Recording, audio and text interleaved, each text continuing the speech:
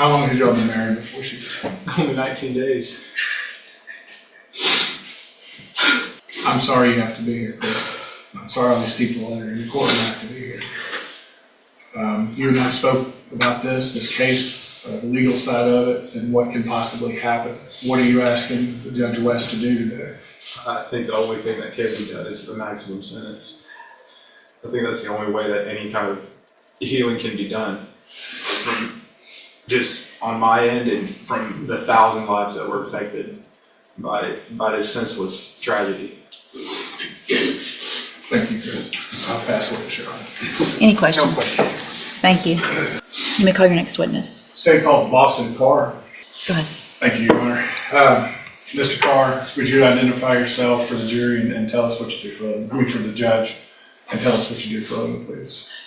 My name is Boston Carr, and I live in Beaumont, Texas, and I work for Bierce Industrial, an industrial sales company. And how old are you, sir? I'm 22 years old.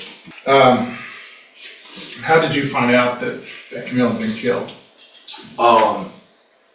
I was asleep, and my dad busted into my room, and it was about 4:30, 5 o'clock in the morning, and I remember waking up, and he just said, the girls got in an accident. My first thought was that they had to be okay. There was no way something like that could happen. And I immediately asked, are they okay? What hospital are they at? You know, what ER are they in? And all my dad could say was, they didn't make it. All I could say was no. Just no, no. And I jumped out of bed and I still just couldn't believe it. There's no way. And I got dressed as fast as I could and I ran downstairs and I didn't know what I could do. I thought there was something maybe I could do. And my dad just told me, he said, Bubba, there's nothing you can do. There's nowhere you can go.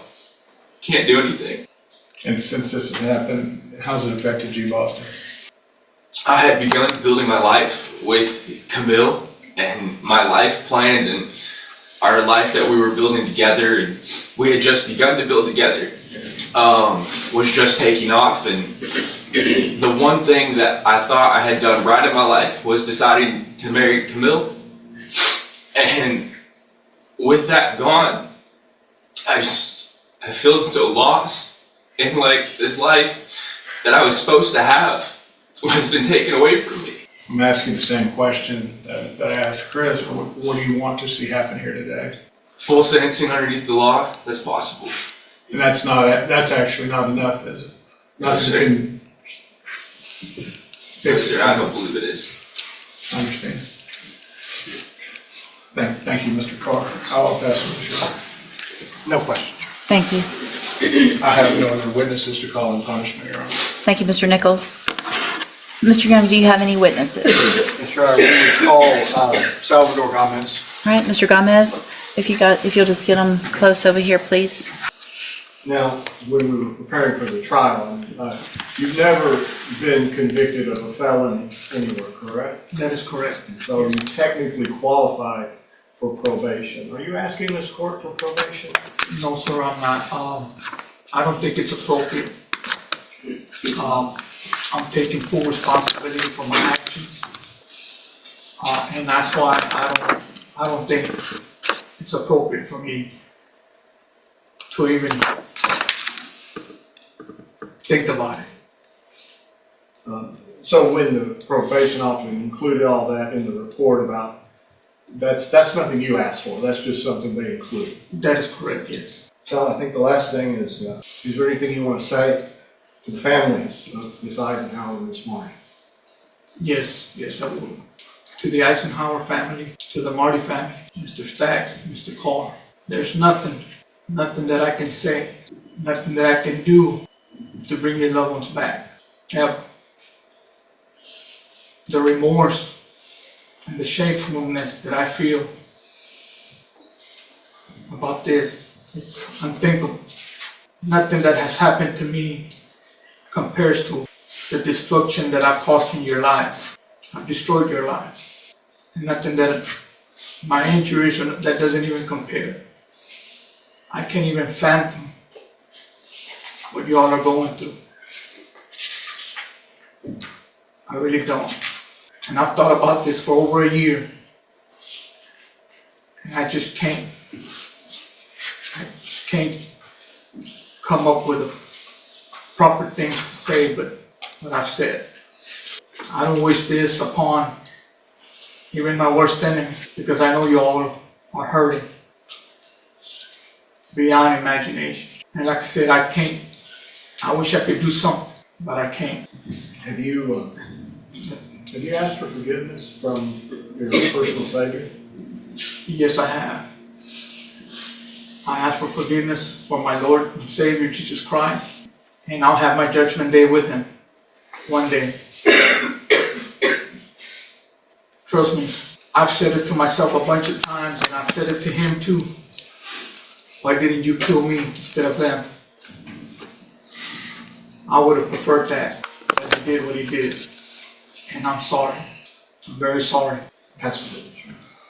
Thank you. Any questions, Mr. Nichols? Yes, Your Honor. Mr. Gomez, how many DWI convictions did you have before this night?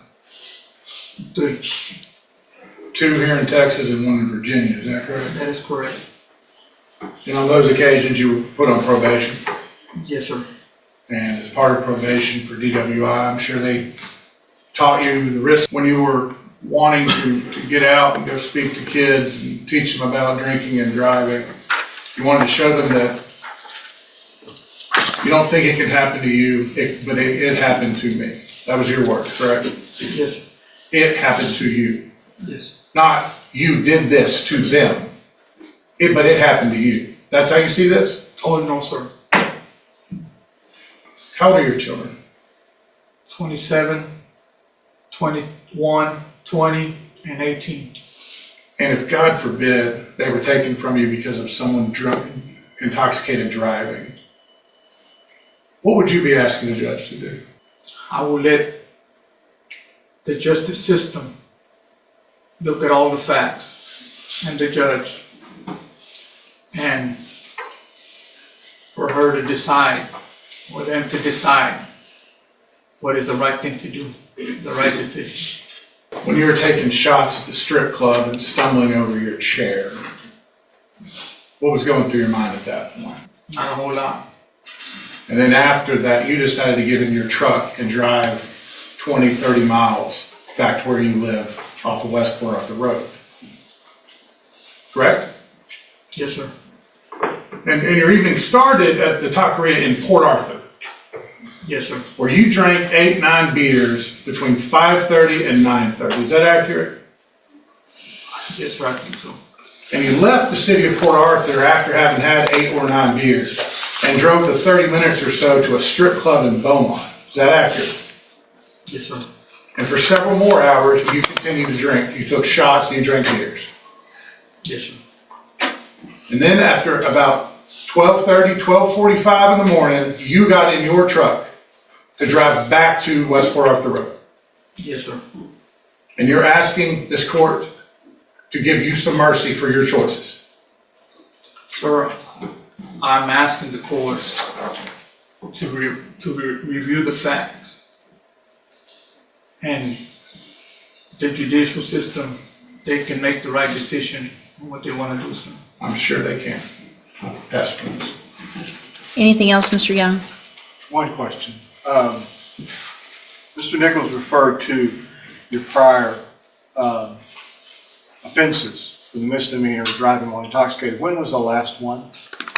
In 2005. Pass it. Anything No other else? questions, Your Honor. All right, thank you. I understand there's times for mercy, there's times for compassion, Your Honor. But I think undeserved mercy to the guilty is further cruelty to the victims. And they've been through everyone's worst nightmare. 20 plus 20 is 40, and that's really not enough, but that is the maximum allowed under law, and that's what I'm asking you to do on behalf of the Marty family, the Eisenhower family, Christopher Staggs, Boston Carr, and their entire faith community. The one reason all these people, including the Gomez family, are here in this courtroom today is because of what he did, what he chose to do. And it is a tragedy up and down. And so I'm asking you to protect the citizens of Jefferson County from any chance that this could ever happen again from Mr. Gomez. Thank you, Your Honor. Thank you. I have a question, Mr. Nichols, with regard to deadly weapon finding. I'm looking at the indictment, and it doesn't read that there's a deadly weapon. Right, I don't believe it does, Your Honor. Okay. And it's not something I looked into. Is that something I can still find if the indictment doesn't say it? Yeah, I don't have an answer for that. Okay. Do y'all know? If it's not, if it's not in the indictment? The court would have to find, it is permissible without a request, without it being included in the indictment. However, the court would have to point to specific evidence that it was used or intended to be used as a deadly weapon. Okay. And I would argue to the court that perhaps, I mean, if there had been other evidence, but there's really no evidence admitted upon which the court could make such a finding, so I would ask the court not to find that.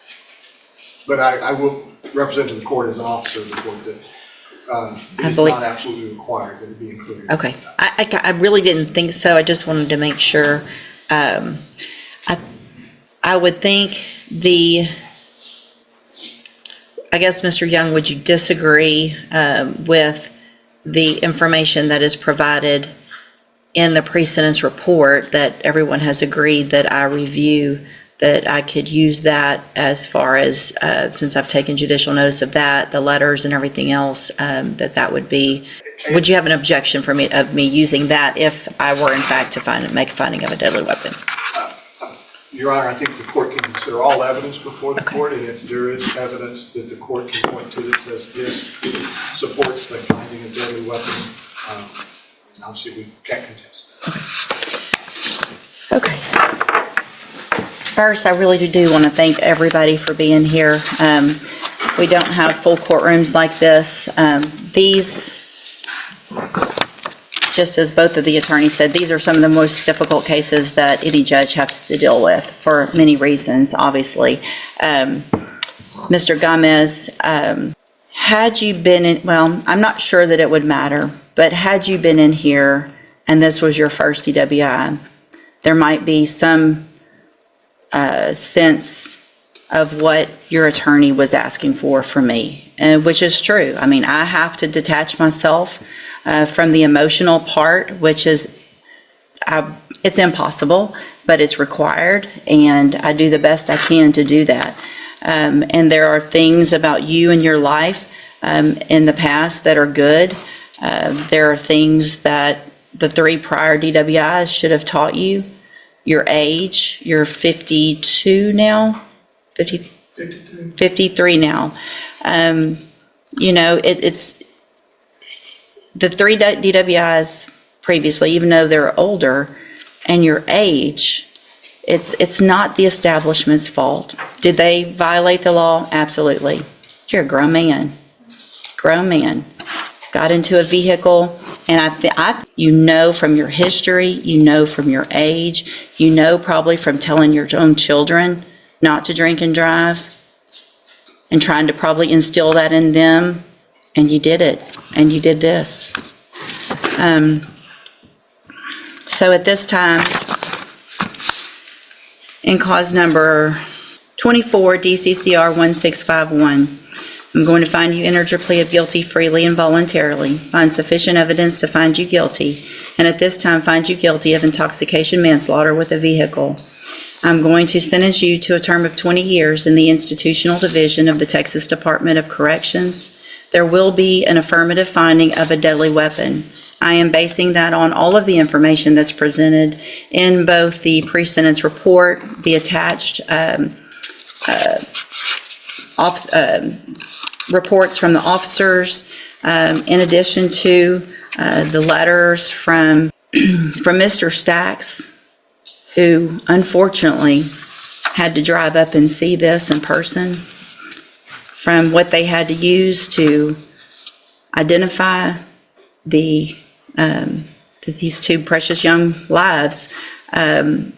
that there's no way that there is any doubt that you used your vehicle in a manner capable of causing death, and that you in fact did that.